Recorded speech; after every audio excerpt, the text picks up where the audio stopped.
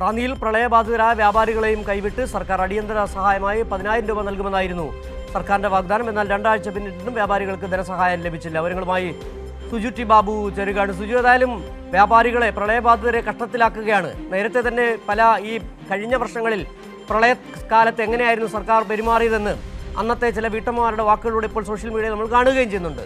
വല്ലാത്ത ചതിയാണ് ഈ സർക്കാർ ചെയ്തത്. എന്താണ് റാന്നിയിൽ നിന്ന് നൽകാൻ കഴിയുന്ന വിവരങ്ങൾ?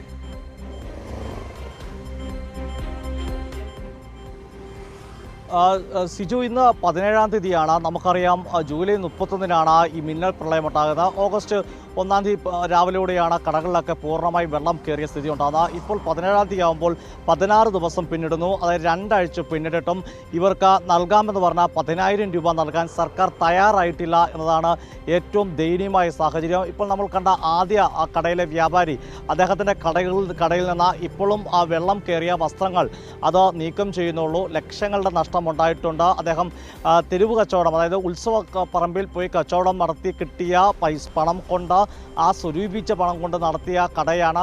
അദ്ദേഹത്തിന് ഈ ചില രേഖകളില്ല എന്ന് പറഞ്ഞുകൊണ്ട് പണം സർക്കാർ അപേക്ഷ പോലും അദ്ദേഹത്തിന് സ്വീകരിച്ചിട്ടില്ല.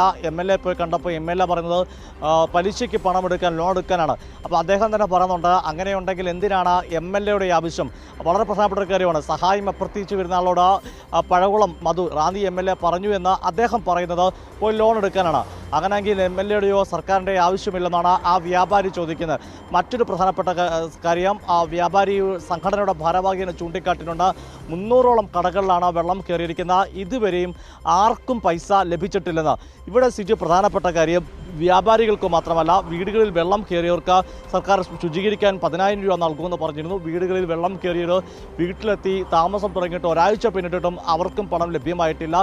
ഈ പ്രളയവുമായി ബന്ധപ്പെട്ട സർക്കാരിൻ്റെ വീഴ്ചകൾ എണ്ണി പറയേണ്ടിട്ടുണ്ട്. ഒന്നാമത്തെ കാര്യം, ഈ മുന്നറിയിപ്പ് നൽകുന്നതിൽ പാളിച്ചുണ്ടായെന്നുള്ള പ്രധാനപ്പെട്ട കാര്യമാണ്. ഇപ്പോൾ നമ്മൾ സംസാരിച്ച വ്യാപാരികളോട് ചോദിക്കുമ്പോൾ അവർ 4 കിലോമീറ്റർ 5 കിലോമീറ്റർ ചുറ്റളവിൽ താമസിക്കുന്ന ആളുകളാണ്. ഒരു അറിയിപ്പ് കിട്ടിയിരുന്നെങ്കിൽ അവർക്ക് സാധനങ്ങൾ മാറ്റാൻ സാധിക്കുമായിരുന്നു എന്ന് അവർ തീർച്ചു പറഞ്ഞു. അപ്പോൾ അറിയിപ്പിൽ പാളിച്ചുണ്ടായി. ഇതിൽ മാനേജ് ചെയ്ത്, അതായത് ഡാം തുറക്കുന്നതുമായി ബന്ധപ്പെട്ട ആരോപണം CPM ജില്ലാ സെക്രട്ടറി ഉൾപ്പെടെ ഉന്നയിക്കുന്നുണ്ട്. മറ്റൊരു കാര്യം, രക്ഷാപ്രവർത്തനത്തിനുണ്ടായ വീഴ്ച. ക്യാമ്പുകളിൽ മതിയായ സൗകര്യങ്ങളോ ഭക്ഷണമോ ഇല്ലായിരുന്നു എന്ന പരാതി. അതിനെല്ലാം ശേഷം ഇപ്പോൾ ക്യാമ്പുകൾ അവസാനിച്ച് വീടുകളിലേക്ക് എത്തിയവർക്ക് പണം നൽകാമെന്ന് പറഞ്ഞു. ആ പണം നൽകിയിട്ടില്ല. വ്യാപാരികൾക്ക് പണം നൽകിയിട്ടില്ല. കർഷകരെയും ചേർത്ത് നിർത്തുന്നില്ല.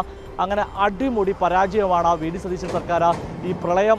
ശരി, സുജു ടി ബാബുവാണ് പത്തനംതിട്ടയിൽ നിന്ന് പ്രളയ ദുരിത ബാധിതരെ അടക്കം വഞ്ചിച്ച സർക്കാരിന്റെ നിലപാടുകളെക്കുറിച്ച്, നടപടികളെക്കുറിച്ചുള്ള വിവരങ്ങൾ പങ്കുവച്ചത്.